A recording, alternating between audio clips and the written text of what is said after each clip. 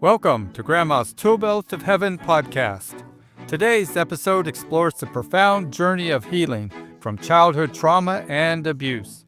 A mother shares her experiences navigating her daughter's painful memories of sexual abuse, the challenges of PTSD, and the vital importance of a parent's emotional support and connection with their child.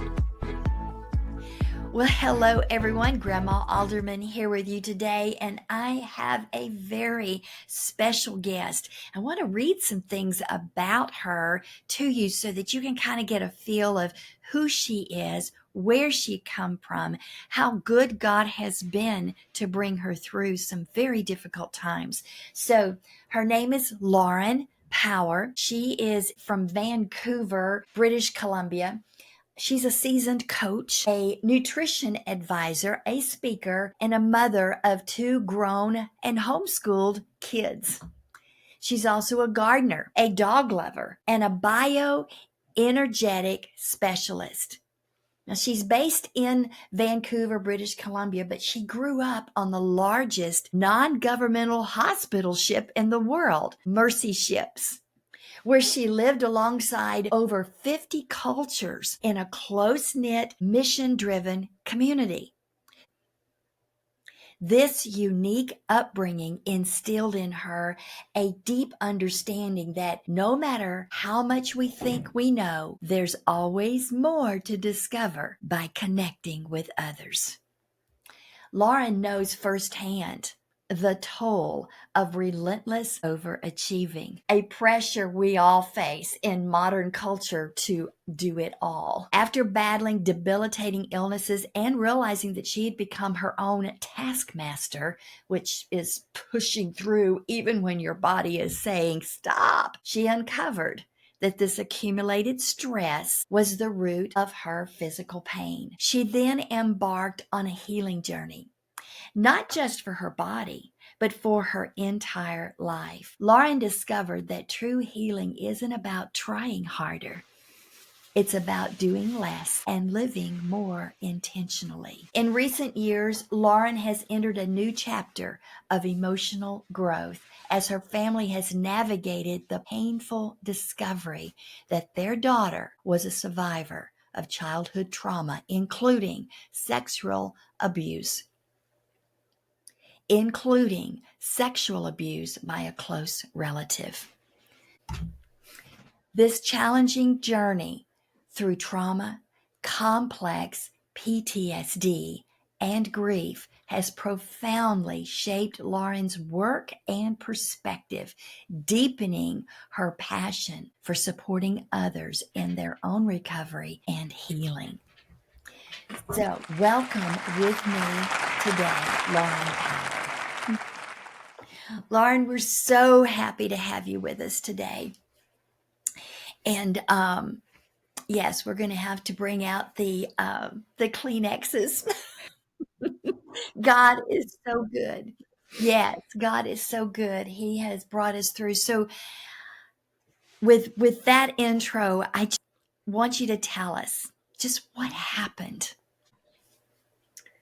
Well, looking back, it's only 2.5 years ago that I came home from a coffee date with a friend, and my daughter, who was 22 at the time, told me that she had just had a flashback memory of being sexually abused. And that was the beginning of how memories naturally come back, is in pieces and fragments over time. But that first day of her remembrance, of course, was such a huge shock. She didn't want me to tell anybody until she had a bit more space. So I was holding it by myself for about 2 weeks. And it, of course, was completely out of the blue, but it also brought a lot of understanding to this dear girl's childhood, that there were aspects of anxiety that she experienced that I didn't understand. Oh. So it made sense, and it was a horrible shock. Both. Well, navigating the dynamics of such situations, what's rolling through my mind, there's different perspectives, and the grieving process as a parent, as a child, and even were police involved in the situation? So tell us a little bit how your family navigated the perspectives and the recovery. Yeah, I think the best thing to focus on is about memories, that they come over time. I kind of mentioned that. But as the weeks, and almost every day there would be another memory. And of course, at the beginning, we didn't know what we were dealing with. Was this something I would consider minor? Was this the major thing that we all hope never happened? It took about a month of more and more discoveries for us to realize it was actually the worst possible case. And by that time, thankfully, my husband knew. And so, we began to process that. And as soon as the memory came back that indeed rape was involved, right as the final episode actually of the 6 years of trauma, grooming that led up to sexual abuse and finally rape, that she knew right away that she had to make a police report. The person would have been of age at that time. And so it, from a legal perspective, that was something that they were accountable for in a different way than if they'd been juvenile. So we had to sort of navigate how we were going to do that, make a police report, knowing that as children, you have no evidence. And of course, you don't want someone to be accused and have consequences if it wasn't them. But she was so brave. Our daughter was so brave to be so strong in her heart. She knew she had to make a report so that if anyone else had ever been affected by this person, that they wouldn't think they're crazy, which is how she felt. So that's what drove her to make a police report. I actually went in and made a report first. And then she came in with me, just mainly because she freaked out when we got there for the report. But involving the police actually was a very restorative thing for her.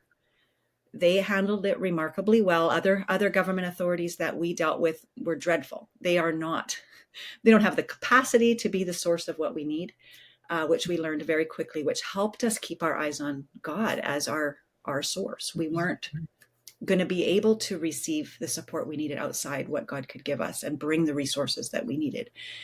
But that report to the police became something that actually became a tool that helped us with the PTSD when she would become alarmed to the point of full dysregulation. Me reminding her that, the police know. Because one of the worst things about being abused is nobody knows and you can't tell anyone. So one of the tools that is a repetitive tool is everyone knows now. I know, Dad knows, the police know. This isn't a secret anymore. And if anything ever happens again, everyone knows, and you can bet there's going to be some trouble that will probably involve bodily harm, because it feels really good that they're going to get when you're in that state, right? Like, I want to punch his head. I want to punch him. And lots of dark humor accompanies this type of healing. We did a lot of baking. We saw a meme around that time that is sort of the 50s style meme of a housewife in the kitchen, baking with her apron and proper and the caption is hysterical. Baking because murder is wrong. And that would just get us laughing so much, because we were dealing with, of course, these kinds of feelings that, in our Christian context aren't godly, but dang, are they real? Yeah. You harm my child. I have feelings. Come on. And so the process of reporting it was an important cascade that became necessary. We were grateful for it over time, in addition to the fact that just, in her own journey with God, she felt like she had the grace to do it. In the amount of PTSD this girl was having at that time, for her to even be able to talk about it she must have had some special being carried during that hour of recollecting and being asked questions, because she couldn't stay in her body for very many minutes, even without talking about it.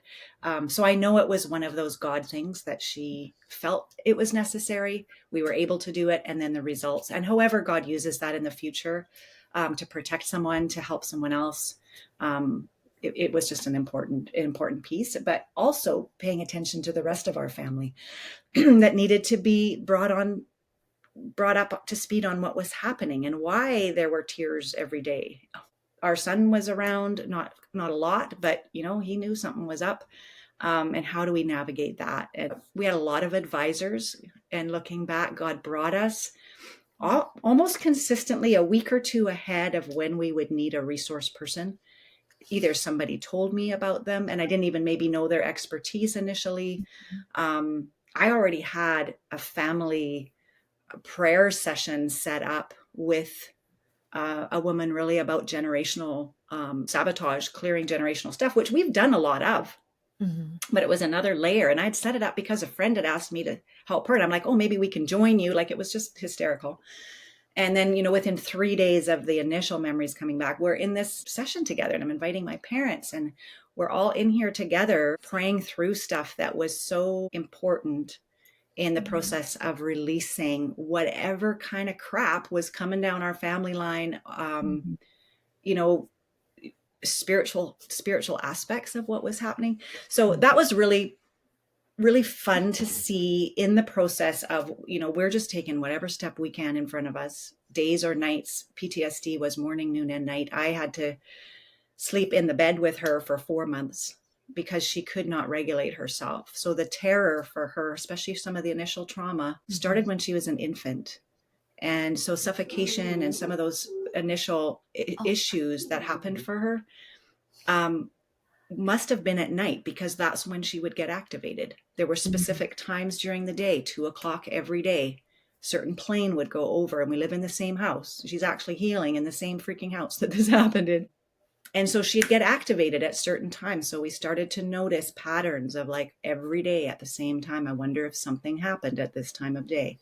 The nighttime when she couldn't get her breath, because that's when the PTSD would come up, that she wasn't able to breathe. So mainly we just walked through whatever was happening for her. So I was so grateful. I had a business at the time that allowed me to actually basically parent an adult infant in as far as what her capacity was. She'd have times during the day that she's an adult, but not very many. For most of the time, when those early memories get triggered, whatever age that happened is the capacity of the brain in that moment. So when there's no words to describe what's happening, it helps you know this happened when you were so young, there were no words. So some of those things helped discovering some of those kinds of awareness of what trauma does in the body. We had counselors we were seeing, and our daughter is also a bioenergetic specialist. So she was able to use muscle testing to find out what would be the most effective. And that accelerated her journey in a way that just bumbling around would not have been able to,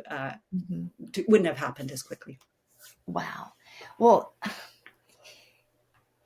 anniversaries. You talked about times of days, and in my mind, we think of a one-time tragedy event, and it's a one-time anniversary. What you've already mentioned is that her flashbacks would be at certain times every day for a certain period of time. So were the anniversaries more intense? Talk to us a little bit about that. Yeah. It's such a helpful thing to understand about trauma is the body remembers, the cells remember. Our brain God's made us so brilliantly, that compartmentalization, why you suddenly remember at different times. And actually around 22, 23 is developmentally one of the most common times for memories to come back if the body is in a capacity to emotionally handle it. If not, it'll go on to the next decade. And so, around early 30s, early 40s are often the times when spontaneous memories come back. Of course, sometimes it can happen at other times, but that is really common. So just like that, when memories come back, they come back. Times of day, certain smells, certain sounds, certain environments, certain people who look similar or carry themselves in a certain way. So many different things can be a trigger, but an anniversary is one that you might not think about, and it can come as a surprise.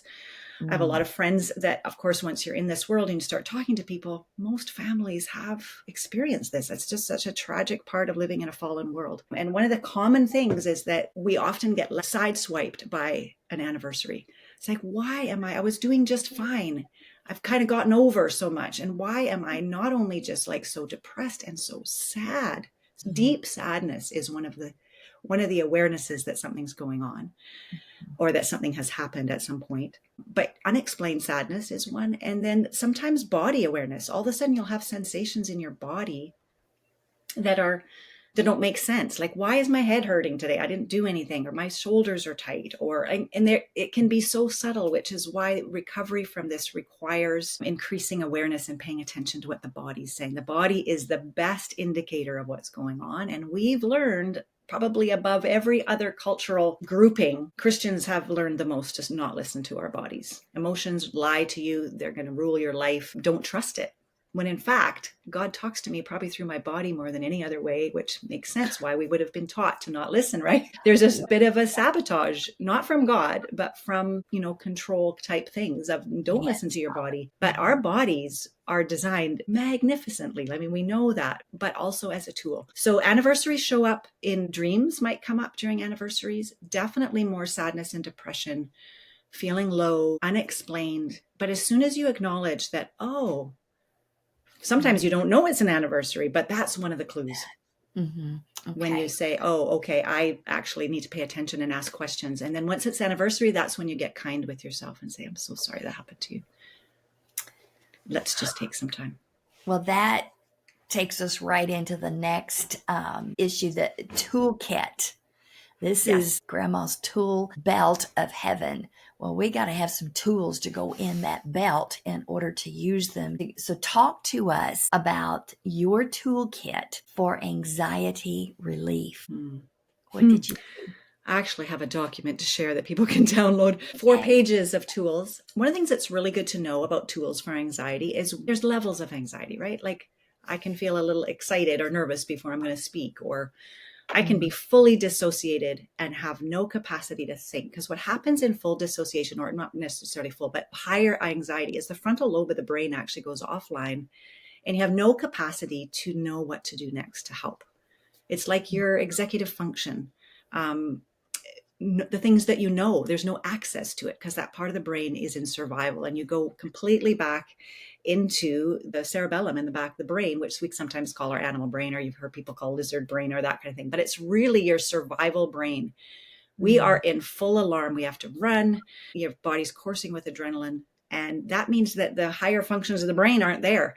So you actually don't just need tools for when you're able to think, but particularly when you are a caregiver of someone who has a lot of PTSD, or however you want to call it, when people dissociate.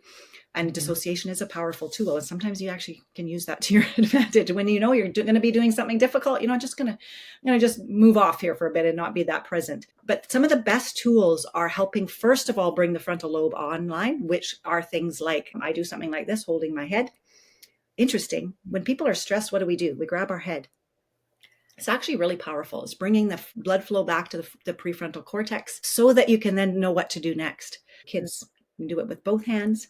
You can take it with one hand and just put the heel, and actually you're dropping your fingers down. And interestingly, your own hand on your own head will drop precisely on your anterior fontanelle, which is the soft spot when you had as a baby. And that is actually bringing blood flow back. That, while you're thinking about the stress, or if you're really sad, if you just hold yourself and feel the sadness, it'll dissipate within about 2 minutes, and it'll allow that sort of activation to come down in the nervous system. That's one of our quick favorites. Of course, there's all kinds of breathing. Tapping is another one. Just tapping right under your eye here on the bladder 1 point. It'll just bring that activation down, allow your breathing to come down. There's all kinds of things on that. It's moving your body, getting a beanbag heated up in the microwave, like use a sensory heat, have some water, be sure you've got really good mineral salt in the water that brings anxiety down. There's a bunch of supplements that help with adrenal fatigue, because your adrenals are like full on all the time, trying to protect you, because the predator is right here, right now.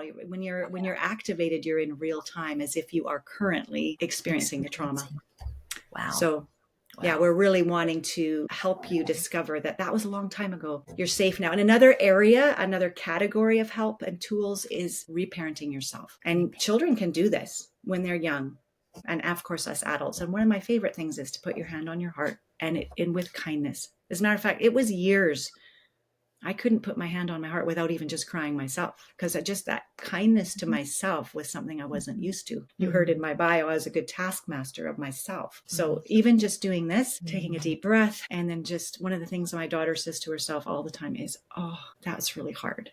I hear you that you're sad. I hear you that you have things you need to say, or there's things you didn't say, like that right now. I'm not saying that I'm feeling, maybe someone's asked a question and I didn't respond. They're like, oh yeah, that was hard for you. It's okay. I'm here with you. Take as long as you need. And one of the best phrases is, you don't have to do anything you don't want to do. Someone who's been abused had to do things they didn't want to do. And they don't ever have to do anything ever again that they don't want to do. And that was often a thing, looking in her eyes and saying, you don't have to do anything you don't want to do. And sometimes even I'd put my hand on her head. You're safe. I'm here with you. So much of it is about being present with ourselves and with the person we're caregiving. And if we're the one activated, breathing's probably one of the quickest ways. There's lots on the page. I can't tell you 4 pages worth, but what I recommend is go through that list, print it, and then use them. And sometimes when someone's really activated, you'll use 20 tools before something starts to, before you finally get grounded again. And now you can start, now you're talking with an adult person, or you're talking with someone who's fully present with themselves. And then you'll end up with your top 10, write them with your own handwriting, put them on the fridge, because they all won't work for you, but you'll definitely find some. There's video links in there of resources and examples and stuff like that for you.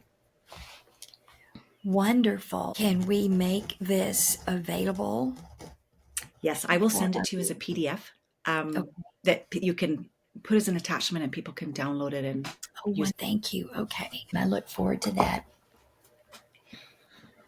Okay, Lauren, there are so many moms that there is an understandable level of concern, because their children aren't always with them. They don't know how to look for signs. Help us today know what we need to know to avoid similar situations that you and Sierra have experienced. I love this question because it was been the biggest puzzle for me. My sister was sexually abused, so I knew what it looked like. I knew what to watch for. I was not. So I had a fair amount of understanding, or like a little bit, but I think mostly we're completely unaware of what to look for. And I also want to tell you, I homeschooled. There was no opportunity to get our kids. This was not a situation where you can be like, oh yeah, I can figure when that happened. It took 1.5 years to figure out when it happened, until enough memories came back. Because my question was, when did he have access? So I think the best advice, or the things that come to my mind that are the most helpful, is learn the signs of abuse that are, there's obvious ones, right? Where, a child is overly interested in sexual stuff, right? Like, why are you talking about this? And right now in our culture, when there's an overt intention to expose children to sexual things, which is a form of abuse, that might be a case. But children are generally not that interested or aware until much older. So if they are, that is always a clue. And this was not the case with our girl. So that was not something that showed up for us. Notice how they play. Kids who are being groomed for sexual exploitation are groomed. Most predators cannot go up to a child and abuse them. It doesn't work. They have to be a safe person. They have to get the child trusting them. So there's lots of different ways, but one of the most common ways is through play. And the types of play vary a lot, but some of the things to notice, and sometimes then your child, say if you're not there when you might not see the play, but when a child starts to play where there's control, one person is more dominant over the other, pinning someone down, for instance. That could be innocent, but it could not be as well.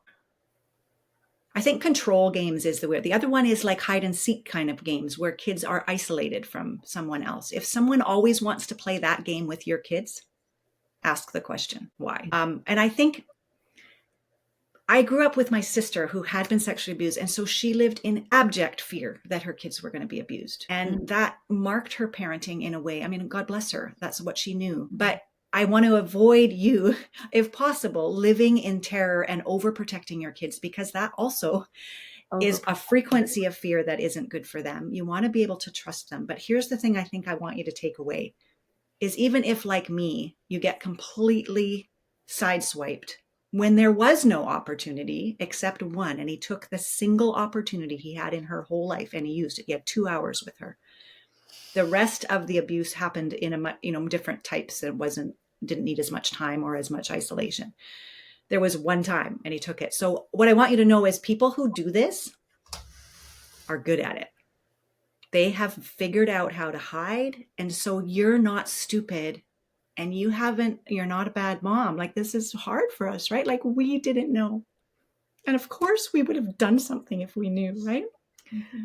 But I want you to know that the very best thing you can do, whether abuse is a thing that might come up for your kids or just living in this very difficult, aggressively anti-love world that our kids grow up in, the best thing you can do is be present with your kids. If they're at someone else with care during the day, block your calendar for 2 hours when they get home. And that's not an underestimation. We homeschooled, and when our kids went to school in high school, I blocked 2 hours off. They used that 2 hours to debrief with me. I never thought I would need it, but for 2 years, they used all that 2 hours because we were connected. They talked, and kids share their secrets with you when you're connected with them. And how you connect with them is by not being too busy. And the reality is we are busy. Like, that sounds like a guilt trip. Don't be too busy. I'm a busy mom. I was a busy person. I loved being busy, but I took intentional time to be present myself, not be distracted, and to listen. And that tells you kind of the degree of busyness, as I had to put it in my calendar. Mm-hmm. This is kid time. And I'd recommend that, because what happens, no matter what happens to them that's difficult, whether it's abuse or something else, you're going to be the person they come to share that this difficult thing happened. And above all, that's all you need, because we've all been through crap and we need to heal. But when we have someone who gets us and has space to be present with us, that's the most important part of healing of all the things we've experienced. So that's the biggest gift. I also had the gift myself of my own parents being willing to talk. And they were doing some of their own healing work, so that by the time I was in my 20s doing my healing work, I'm like, hey, mom and dad, what was going on in our house when I was a kid? What? And that was a gift to me that really helped me to then give that gift to my kids, is to do my own work. You investing in your healing work prepares you with what you need to be able to manage, be there with someone else's pain. Because when we have our own, we're all activated. There's no help we can be with our kids when we're in our own trauma response. So I think of all the things, I would prioritize your own nervous system rest, your own healing work, and allowing yourself to be like intentionally present.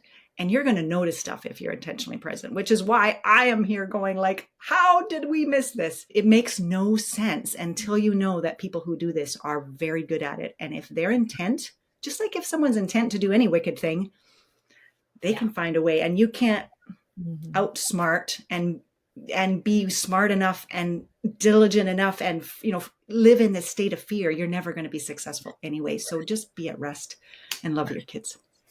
Well, and I think also, too, when you replace the fear of man, the fear that's paralyzing, the enemy's type of fear, with the awe of God fear, then the Holy Spirit can give you that peace and help you understand something's not right here. Something is happening that I need to spend more time with this child.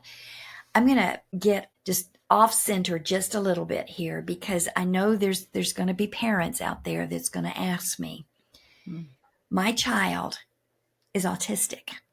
Mm-hmm. They are required to go to the centers for training. Mm-hmm. And I don't know what goes on. And they can't talk to me when I get home. Yeah. So is it their behavior pattern, how they act with each other, how they act with other kids? Are they playing out?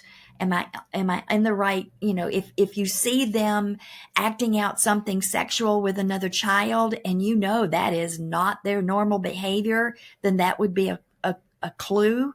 Is that Is that what Yeah, I'm? for sure. And there's anxiety will show up. Like when I look back, the big events for our daughter, probably, and we don't know it precisely, but probably when she was super young, one of the suffocation events was, Mm, I know, around 2. We can't know for sure, but because she started crying and I didn't know why and she couldn't tell me. So kind of like with a child who can't articulate and say the things, their body will tell you. And the thing is, I ask myself, had I even conceived that the tears could have been about abuse, what would I have done? Because you don't want to take them to someone who's going to re-traumatize them by, a lot of therapy techniques nowadays are super re-traumatizing. There are so much better ways to help kids and help adults now with trauma that don't require them to talk at all. And one of the things I do as a bioenergetic specialist is help go in and remove the stress from the body without them having to even talk about it. So there's no re-traumatizing, but where the body is overactivated, we can just release the stress. So if you suspect that, don't take them to any old therapist. It's really important that they are trauma informed, that they use usually somatic type practices that are body based. And of course, you're going to be praying the whole time. And the thing is, we were praying. I remember praying with our daughter, what is going on? And he brought us resources. One of the resources he brought us was this parenting style of like connection being first. She was 3 when God brought us that, which is a funny story in and of itself. And she says at 16, before she even knew about what had happened to her, that us going and learning that type of parenting saved her life. And unlike how I grew up, which was more performance based, it was about being present and normal child development type of awareness. So what happened when she got anxious was I had to be way more present with her because she was activated. Like tears would come.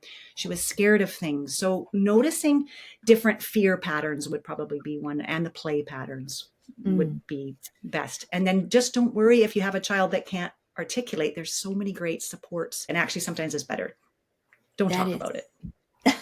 That is such good information, and the resource awareness. Did you have anything else you wanted to share with us on that point? I've just felt nudged to say something particular. Okay. One of the nights when the terror was beyond usual terror, because that's one of the things with PTSD is it's full body terror. So it's just so horrible, right? Being abused is terrible, but when it happens over and over again in your mind, it's as if it's happening again and again. And shortening that cycle as short as possible for healing so that you don't have to stay there for like a typical recovery for the degree of trauma my daughter experienced, experts said was about 5 years. For her, it was about 6 months of the most intense. And that was because of the accelerators that got brought to us. One of them was this bioenergetics, all kinds of other things. But I want to tell you about something that was really a supernatural provision for us. And it was around when the fear would come. There was one particular night that the fear was beyond the scale. I'm like, we're 20 out of 10. We're like, what? We're praying. We're doing all the things we know to do. And she is just beyond terror. And I felt it was a spiritual attack. I felt there was demonic influence of some kind, which of course we're doing all kind of clearance around that all the time anyway, right? Because nobody gets abused unless there's something like that going on. So I ended up calling a woman who gave me a tool that has helped us immensely. And it's around forgiveness. First of all, understanding forgiveness is really important because have we ever been wrecked around forgiveness? You know what? It's okay that happened. No, it was not okay. It will never be okay. So and I think for me, getting really authentic about that, I am freaking mad and allowing myself to experience the anger, the grief. We would go to the beach and scream our heads off regularly. Yelling and screaming is really helpful. And that's in my family. You're not supposed to like do any of that. Never mind show an emotion, but be loud about it. No. So there was a lot of healing that helped with that too. So, needing to go scream and do those things was helpful. But the part around forgiveness is acknowledging how much it hurt you and also not allowing myself to get bitter because basically I am staying chained. Like that person is basically right here with me if I'm going to stay bitter. And what motivated me was to say to myself, I refuse to be tied to him through unforgiveness.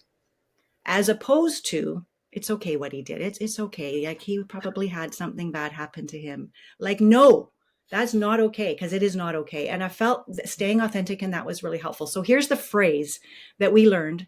And there's the part that felt magical about it, was she would be in full 20 out of 10 dissociation terror. And we would say this phrase, by the power of Jesus, I forgive you. And the picture in my mind was really grabbing Jesus' body, putting him between us and this perpetrator. And we get to hide behind him by the power of Jesus. So Jesus is between you and me. I forgive you. And then adding the phrase, I refuse to be tied to you through unforgiveness. And I had to say that so my own programming around, oh, it's okay, would not take effect. And I was like, I am doing this for my own health and my own healing. And here's what happened. When she would say that, she'd go from a 20 out of 10 to a 2. Oh, it was stunning. And I'd be like, what just happened? wow. And the person who told us this gave us a really good clue, and it was true, was when you get into that full alarm, by the power of Jesus, I forgive you. And because the fear has been effective for a really long time, you're going to have to say it more than once. So she said, you're probably going to have to say it 100 times. Well, it's probably 150 times that first 24-hour period. Every time the terror would come, by the power of Jesus, I forgive you. Within a couple days, we only had to say it about 20 times a day. And then very shortly after that, we would only say it whenever a moment of activation would come. And I'd kind of feel like Holy Spirit would give me a little clue. We need to do some forgiveness. And that specific tool not only helped us be free from having, this corpse on our back of being tied to this person, but also the anxiety would reduce. Like, that is like the most amazing formula, if you call it that, that really, really helped us. Wow. There's power in the name of Jesus. There's power in his presence. And that's what he wants for all of us, to be free. And the devil has been very creative, and also the spirit of religion has been very effective in keeping us bound. And that is one clue. If you are bound, that's not where we're supposed to be. We're supposed to be healed and free so that we can go on and fulfill our destiny and God's dream that he had for his kids when he created us. He loves us that much to have sent Jesus to the cross. He carried all of that. He experienced all of that. And so when he comes to stand between us and the evil, that is powerful. I'm so glad you shared that. Now, because of Jesus, is the only reason that I could even ask this question, because I know his goodness. And so I'm going to ask you, has there anything good come from this very difficult journey that you've been on? The redemptive, I would call this a curated journey. Curated journey. Oh, I like Looking that. back, I can see how God set up the timing for her to remember. She moved back from being away for years, felt prompted to move home. It was the middle of COVID. We didn't all know why, but I was like, it feels like you should as well, but like weird. Memories came back when they did. We were all like the setup, the timing. And I mentioned already, like, the timing for us and for her. She had been talking to Jesus about, I'd really like to get married at some point. Is there anything I need to do to be ready? Oh, she's like, it was my fault. I asked him. I asked him to bring, greater healing. So I was ready. So it was a setup, and all the tools, like I mentioned already, the resourcing and the people that got brought, and the readiness that we had space and grace during this time. So I would say that no matter what is happening, when this comes up, or when your awareness comes up, God's going to have already been preparing you long ahead. And I look back, I've been in church ministry for 20 years. I've walked beside the journey like this with 3 or 4 people. I thought, I learned a lot of skills, but I thought, I hope I was helping, but for darn sure I was learning. I was getting some skills that I needed. So the curated journey is part of the blessing. This wasn't out of nowhere. This wasn't outside of his awareness. This was brought for our ultimate healing because we'd asked for it, because we were ready, and because we'd said yes. And absolutely, I 1,000% believe still in my current understanding of trauma that Sierra could have put this in a box and not done the work. Yeah. And it would have been a much, she could have tucked it away and it would have been whatever. The problem with that is it would have come up when it come up, whenever, and it would sabotage her at random. And she wasn't okay with that. So she wanted to deal with it so that she was not a victim of this anymore. So the best thing that's come out of that is an ongoing witness of her. She already had a really special relationship with Jesus, which if someone went into that without this, like our son did, so we've had 2 kids go through this, he didn't go through the same type of trauma necessarily, but he wasn't as connected with Jesus during the time. So this really threw him. So in our case, just looking at the good that's come out of this is our daughter has healed. Her body is not activated anymore. And when it is, and she's actually currently right now while we're talking in an anniversary, we're actually one of the biggest anniversaries of the year for her right now. But her awareness around that is like, oh yeah, it's anniversary time. Is there anything I need? And so she can go through those anniversary times or those unexpected times and have some tools, because of course she never gets as activated as she used to, but she can feel some feelings for sure. She's also met an incredibly lovely young man that came along about a year into her journey, who she'd been praying for a husband for whoever her husband was. She'd been praying for him, not sitting here waiting for a husband, but really aware and just watching God bring them together. And this young man's capacity to sit with her while she's activated and to right from the beginning, like, you can't touch me.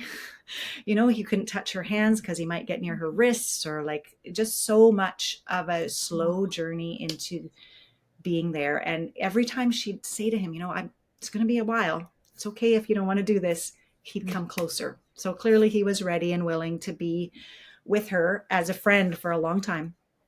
Anyway, they're married now, and watching them go through the process of, just being just the 2 of them. I've been the primary caregiver in her recovery journey, and that's been transferred to him.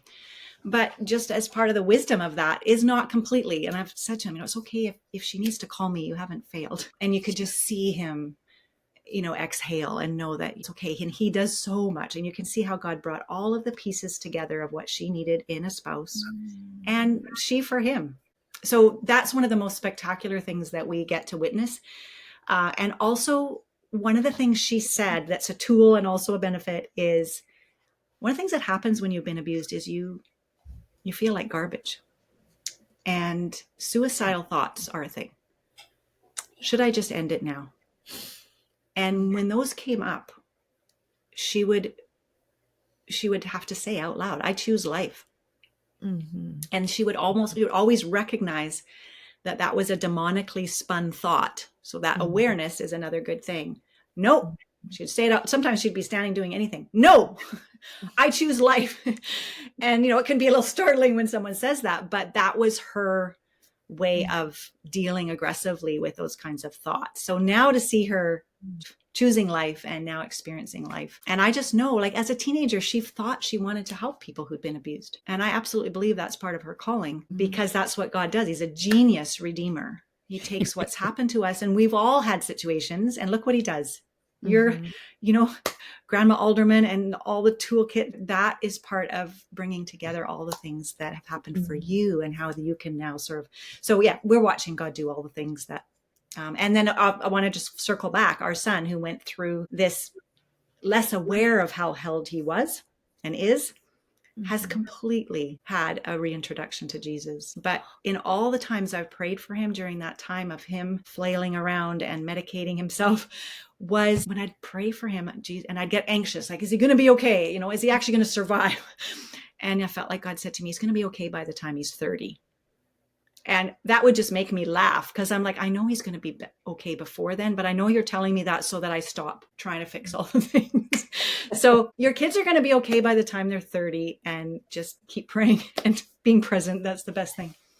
Amen. It was a delight to meet you and Sierra and her new husband at the conference in the Dallas-Fort Worth area just several weeks ago. And your story just so touched my heart. I had no idea that all this had happened. I mean, I can usually pick up when people have been traumatized, but she was so free. She was so right there with you. And so when you began to share with me a little bit of your story, I was just overwhelmed at the goodness of God and how he has brought her through. And so I want my audience to know that God is not expecting us to be the perfect parent, but he is the perfect parent to parent through us. And he will bring all the things in our pathway that we need for our children to become healed and whole, no matter what they have gone through or what we have gone through in the process of our adulthood. So childhood, adulthood, God is a healer. That's at the very basics of his existence. He is Father God. He created us to have a family, and he wants us whole and healed. And Lauren, I just want to thank you so much for being with us today, of sharing so freely your story and what God in all his goodness has done for you. And I promise my audience, we're actually going to book and have Sierra come on the show and share her side of everything, so that as parents, we can just rest in our relationship with Jesus. We can rest in God that he's going to bring us to the fullness of our healing. And he knows how to do it. He knows when to do it. And so rest right now. If you are struggling and in difficulties, I'm going to put this PDF up on the website so that we'll all have it as a resource of helps. Thank you again, Lauren, for being with us. And we'll see everybody next time on Grandma's Tool Belt of Heaven podcast. Bye-bye for now. Thank you. Bye. Remember, you don't know what you don't know, but you can live in wisdom beyond your years and mistakes. Join us again next time for Grandma's Tool Belt of Heaven podcast.